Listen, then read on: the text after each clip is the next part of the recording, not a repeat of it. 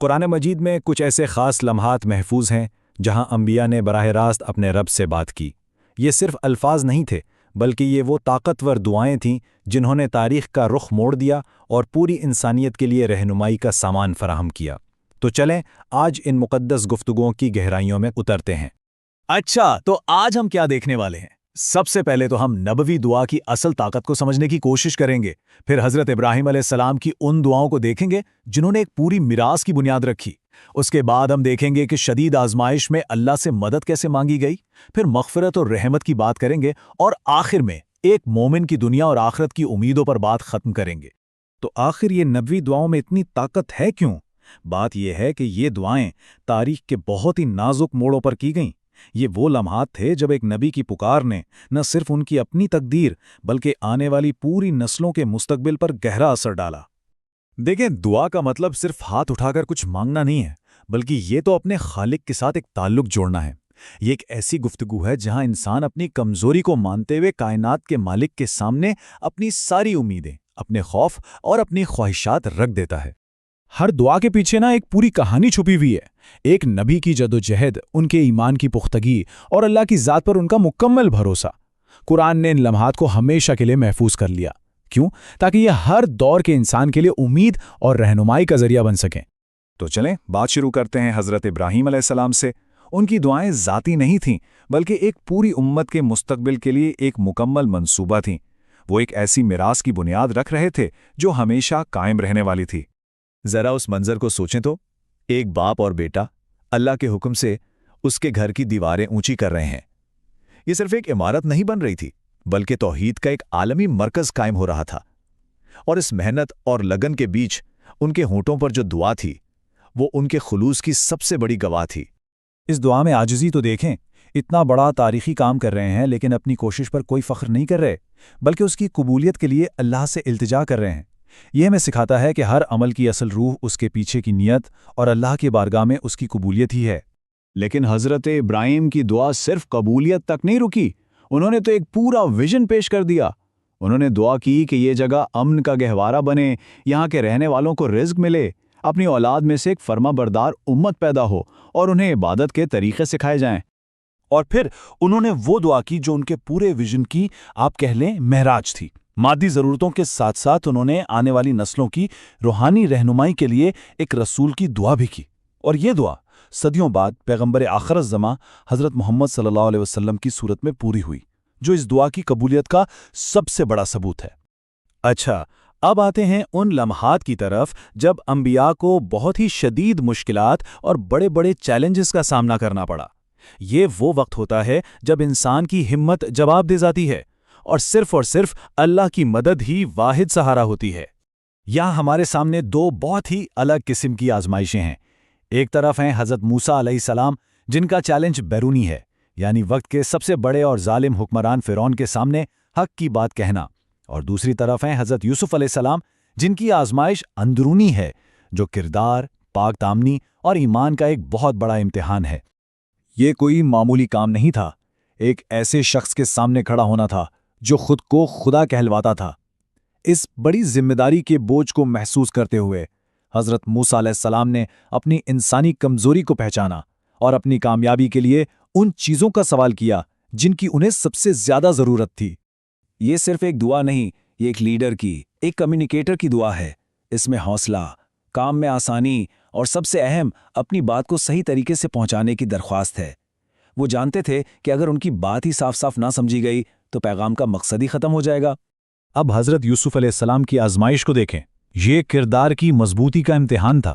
جب انہیں گناہ کی طرف بلایا گیا تو انہوں نے یہ نہیں سوچا کہ میں تو بہت مضبوط ہوں، میں بچ جاؤں گا، نہیں، بلکہ انہوں نے اپنی کمزوری کا اعتراف کرتے ہوئے اللہ سے مدد مانگی اور گناہ کی زندگی پر قید کو ترجیح دی۔ یہ دعا اللہ پر مکمل بھروسے کا اظہار ہے۔ حضرت یوسف علیہ السلام جانتے تھے کہ اللہ کی مدد کے بغیر انسان بہک سکتا ہے۔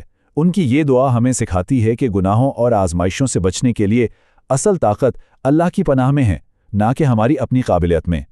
تو اب بات کرتے ہیں دعا کے ایک ایسے پہلو کی جو ہم سب سے جڑا ہوا ہے۔ چاہے کوئی نبی ہو یا عام انسان، ہر ایک کو اس کی ضرورت ہے، یعنی مغفرت اور رحمت کی طلب، کیونکہ غلطی کرنا انسان کی فطرت میں شامل ہے اور غلطی کے بعد اللہ کی طرف پلٹنا ایمان کی نشانی ہے۔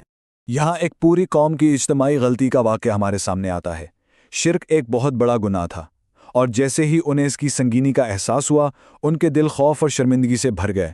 ان کی اجتماعی توبہ یہ بتاتی ہے کہ غلطی کے بعد مایوس نہیں ہونا چاہیے، بلکہ فوراً اللہ کی طرف رجوع کرنا چاہیے۔ ان کے الفاظ دیکھیں، اس میں اپنی غلطی کا پورا اعتراف ہے اور اللہ کی رحمت پر مکمل یقین بھی۔ وہ جانتے تھے کہ ان کی نجات صرف اور صرف اللہ کی بخشش اور اس کے رحم پر منحصر ہے۔ یہ دعا ہمیں اجتماعی توبہ کی اہمیت بھی سکھاتی ہے۔ اور یہ دیکھیں، یہ ایک بہت ہی عاجزانہ لمحہ ہے۔ ایک نبی جو باپ کی محبت میں ایک ایسی بات کہہ گئے جس کا علم انہیں نہیں تھا۔ جیسے ہی اللہ نے انہیں متنبع کیا، انہوں نے فوراً اپنی غلطی مانی اور اللہ سے معافی مانگی۔ یہی تو انبیاء کی عظمت ہے کہ وہ اپنی معمولی سی بھول پر بھی فوراً توبہ کرتے ہیں۔ یہ دعا ہمیں سکھاتی ہے کہ انسان کو کبھی بھی اپنے علم پر غرور نہیں کرنا چاہیے اور ہمیشہ اللہ سے پناہ مانگنی چاہیے کہ وہ لا علمی میں کوئی غلط بات نہ کہا بیٹھے۔ یہ عاجزی اور اللہ کی رحمت پر مکمل انحصار کا ایک بہترین نمونہ ہے۔ تو انبیاء کی دعاؤں سے سیکھنے کے بعد اب آتے ہیں ان جامع دعاؤں کی طرف جو قرآن نے ہم سب کو سکھائی ہیں۔ یہ وہ دعائیں ہیں جو ایک مومن کی زندگی کے تمام پہلوؤں کو سمیٹ لیتی ہیں اور دنیا و آخرت دونوں میں کامیابی کی امید دلاتی ہیں۔ تو ایک مومن کی زندگی کا مقصد کیا ہے؟ وہ ایک بیلنس چاہتا ہے۔ وہ دنیا میں بھی بھلائی چاہتا ہے، لیکن اس کی اصل نظر تو آخرت کی کامیابی پر ہے۔ وہ اللہ سے اپنے گناہوں کی معافی، ایمان پر ثابت قدمی اور مشکلات میں ہمت مانگتا ہے، اور ساتھ ہی باطل قوتوں پر غلبے کی دعا کرتا ہے تاکہ حق کی بات بلند ہو۔ یہ قرآن کی مشہور ترین اور سب سے جامع دعاؤں میں سے ایک ہے۔ یہ سوچ کو غلط ثابت کرتی ہے کہ دیندار ہونے کا مطلب دنیا کو چھوڑ دینا ہے، بلکہ یہ دنیا اور آخرت دونوں جہانوں کی بہترین کامیابیوں کے لیے ایک بہت ہی خوبصورت التجا ہے۔ تو آخر میں یہ سوال ہمارے ذہن میں آتا ہے کہ آج کی اس بھاگتی دوڑتی دنیا میں ان ہزاروں سال پرانی دعاؤں کی کیا اہمیت ہے؟ ان کی دائمی طاقت اس حقیقت میں ہے کہ یہ انسانی فطرت کی گہرائیوں سے نکلتی ہیں، خوف، امید، محبت اور کمزوری کے احساسات سے، اور براہ راست اس ذات سے جڑتی ہیں جو ہمیشہ سے ہے اور ہمیشہ رہے گی۔ یہ وہ گفتگو ہے جو کبھی پرانی نہیں ہو سکتی۔ قرآن مجید میں کچھ ایسے خاص لمحات محفوظ ہیں جہاں انبیاء نے براہ راست اپنے رب سے بات کی۔ یہ صرف الفاظ نہیں تھے، بلکہ یہ وہ طاقتور دعائیں تھیں جنہوں نے تاریخ کا رخ موڑ دیا اور پوری انسانیت کے لیے رہنمائی کا سامان فراہم کیا۔ تو چلیں آج ان مقدس گفتگوؤں کی گہرائیوں میں اترتے ہیں۔ اچھا، تو آج ہم کیا دیکھنے والے ہیں؟ سب سے پہلے تو ہم نبوی دعا کی اصل طاقت کو سمجھنے کی کوشش کریں گے، پھر حضرت ابراہیم علیہ السلام کی ان دعاؤں کو دیکھیں گے جنہوں نے ایک پوری میراث کی بنیاد رکھی۔ اس کے بعد ہم دیکھیں گے کہ شدید آزمائش میں اللہ سے مدد کیسے مانگی گئی، پھر مغفرت اور رحمت کی بات کریں گے، اور آخر میں ایک مومن کی دنیا اور آخرت کی امیدوں پر بات ختم کریں گے۔ تو آخر یہ نبوی دعاؤں میں اتنی طاقت ہے کیوں؟ بات یہ ہے کہ یہ دعائیں تاریخ کے بہت ہی نازک موڑوں پر کی گئیں۔ یہ وہ لمحات تھے جب ایک نبی کی پکار نے نہ صرف ان کی اپنی تقدیر بلکہ آنے والی پوری نسلوں کے مستقبل پر گہرا اثر ڈالا۔ دیکھیں، دعا کا مطلب صرف ہاتھ اٹھا کر کچھ مانگنا نہیں ہے، بلکہ یہ تو اپنے خالق کے ساتھ ایک تعلق جوڑنا ہے۔ یہ ایک ایسی گفتگو ہے جہاں انسان اپنی کمزوری کو مانتے ہوئے کائنات کے مالک کے سامنے اپنی ساری امیدیں، اپنے خوف اور اپنی خواہشات رکھ دیتا ہے۔ ہر دعا کے پیچھے نا ایک پوری کہانی چھپی ہوئی ہے، ایک نبی کی جدوجہد، ان کے ایمان کی پختگی اور اللہ کی ذات پر ان کا مکمل بھروسہ۔ قرآن نے ان لمحات کو ہمیشہ کے لیے محفوظ کر لیا۔ کیوں؟ تاکہ یہ ہر دور کے انسان کے لیے امید اور رہنمائی کا ذریعہ بن سکیں۔ تو چلیں بات شروع کرتے ہیں حضرت ابراہیم علیہ السلام سے۔ ان کی دعائیں ذاتی نہیں تھیں، بلکہ ایک پوری امت کے مستقبل کے لیے ایک مکمل منصوبہ تھیں۔ وہ ایک ایسی میراث کی بنیاد رکھ رہے تھے جو ہمیشہ قائم رہنے والی تھی۔ ذرا اس منظر کو سوچیں تو، ایک باپ اور بیٹا اللہ کے حکم سے اس کے گھر کی دیواریں اونچی کر رہے ہیں۔ یہ صرف ایک عمارت نہیں بن رہی تھی، بلکہ توحید کا ایک عالمی مرکز قائم ہو رہا تھا۔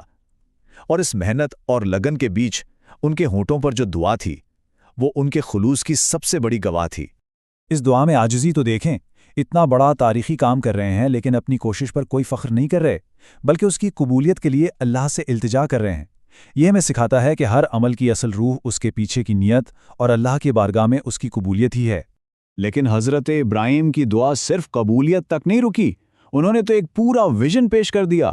انہوں نے دعا کی کہ یہ جگہ امن کا گہوارہ بنے، یہاں کے رہنے والوں کو رزق ملے، اپنی اولاد میں سے ایک فرما بردار امت پیدا ہو اور انہیں عبادت کے طریقے سکھائے جائیں۔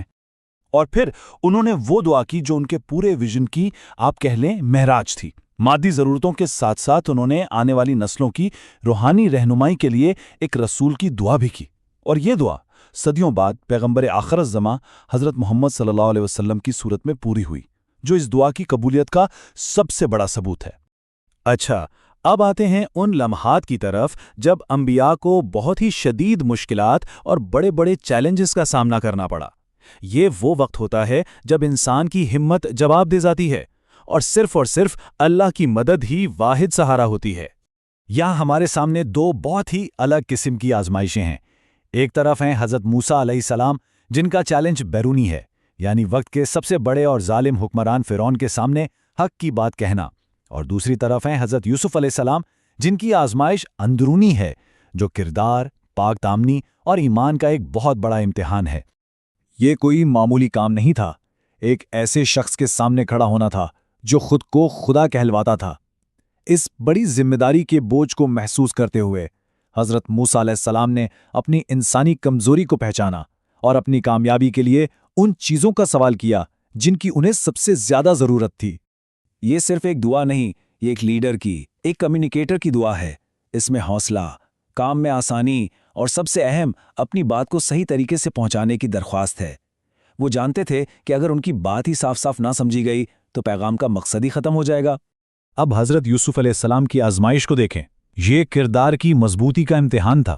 جب انہیں گناہ کی طرف بلایا گیا تو انہوں نے یہ نہیں سوچا کہ میں تو بہت مضبوط ہوں، میں بچ جاؤں گا، نہیں، بلکہ انہوں نے اپنی کمزوری کا اعتراف کرتے ہوئے اللہ سے مدد مانگی اور گناہ کی زندگی پر قید کو ترجیح دی۔ یہ دعا اللہ پر مکمل بھروسے کا اظہار ہے۔ حضرت یوسف علیہ السلام جانتے تھے کہ اللہ کی مدد کے بغیر انسان بہک سکتا ہے۔ ان کی یہ دعا ہمیں سکھاتی ہے کہ گناہوں اور آزمائشوں سے بچنے کے لیے اصل طاقت اللہ کی پناہ میں ہے، نہ کہ ہماری اپنی قابلیت میں۔ تو اب بات کرتے ہیں دعا کے ایک ایسے پہلو کی جو ہم سب سے جڑا ہوا ہے، چاہے کوئی نبی ہو یا عام انسان، ہر ایک کو اس کی ضرورت ہے، یعنی مغفرت اور رحمت کی طلب، کیونکہ غلطی کرنا انسان کی فطرت میں شامل ہے اور غلطی کے بعد اللہ کی طرف پلٹنا ایمان کی نشانی ہے۔ یہاں ایک پوری قوم کی اجتماعی غلطی کا واقعہ ہمارے سامنے آتا ہے۔ شرک ایک بہت بڑا گناہ تھا، اور جیسے ہی انہیں اس کی سنگینی کا احساس ہوا، ان کے دل خوف اور شرمندگی سے بھر گئے۔ ان کی اجتماعی توبہ یہ بتاتی ہے کہ غلطی کے بعد مایوس نہیں ہونا چاہیے، بلکہ فوراً اللہ کی طرف رجوع کرنا چاہیے۔ ان کے الفاظ دیکھیں، اس میں اپنی غلطی کا پورا اعتراف ہے اور اللہ کی رحمت پر مکمل یقین بھی۔ وہ جانتے تھے کہ ان کی نجات صرف اور صرف اللہ کی بخشش اور اس کے رحم پر منحصر ہے۔ یہ دعا ہمیں اجتماعی توبہ کی اہمیت بھی سکھاتی ہے۔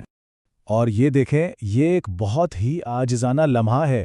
ایک نبی جو باپ کی محبت میں ایک ایسی بات کہہ گئے جس کا علم انہیں نہیں تھا، جیسے ہی اللہ نے انہیں متنبع کیا، انہوں نے فوراً اپنی غلطی مانی اور اللہ سے معافی مانگی۔ یہی تو انبیاء کی عظمت ہے کہ وہ اپنی معمولی سی بھول پر بھی فوراً توبہ کرتے ہیں۔ یہ دعا ہمیں سکھاتی ہے کہ انسان کو کبھی بھی اپنے علم پر غرور نہیں کرنا چاہیے اور ہمیشہ اللہ سے پناہ مانگنی چاہیے کہ وہ لا علمی میں کوئی غلط بات نہ کہا بیٹھے۔ یہ عاجزی اور اللہ کی رحمت پر مکمل انحصار کا ایک بہترین نمونہ ہے۔ تو انبیاء کی دعاؤں سے سیکھنے کے بعد اب آتے ہیں ان جامع دعاؤں کی طرف جو قرآن نے ہم سب کو سکھائی ہیں۔ یہ وہ دعائیں ہیں جو ایک مومن کی زندگی کے تمام پہلوؤں کو سمیٹ لیتی ہیں اور دنیا و آخرت دونوں میں کامیابی کی امید دلاتی ہیں۔ تو ایک مومن کی زندگی کا مقصد کیا ہے؟ وہ ایک بیلنس چاہتا ہے۔ وہ دنیا میں بھی بھلائی چاہتا ہے، لیکن اس کی اصل نظر تو آخرت کی کامیابی پر ہے۔ وہ اللہ سے اپنے گناہوں کی معافی، ایمان پر ثابت قدمی اور مشکلات میں ہمت مانگتا ہے، اور ساتھ ہی باطل قوتوں پر غلبے کی دعا کرتا ہے تاکہ حق کی بات بلند ہو۔ یہ قرآن کی مشہور ترین اور سب سے جامع دعاؤں میں سے ایک ہے۔ یہ سوچ کو غلط ثابت کرتی ہے کہ دیندار ہونے کا مطلب دنیا کو چھوڑ دینا ہے، بلکہ یہ دنیا اور آخرت دونوں جہانوں کی بہترین کامیابیوں کے لیے ایک بہت ہی خوبصورت التجا ہے۔ تو آخر میں یہ سوال ہمارے ذہن میں آتا ہے کہ آج کی اس بھاگتی دوڑتی دنیا میں ان ہزاروں سال پرانی دعاؤں کی کیا اہمیت ہے؟ ان کی دائمی طاقت اس حقیقت میں ہے کہ یہ انسانی فطرت کی گہرائیوں سے نکلتی ہیں، خوف، امید، محبت اور کمزوری کے احساسات سے، اور براہ راست اس ذات سے جڑتی ہیں جو ہمیشہ سے ہے اور ہمیشہ رہے گی۔ یہ وہ گفتگو ہے جو کبھی پرانی نہیں ہو سکتی۔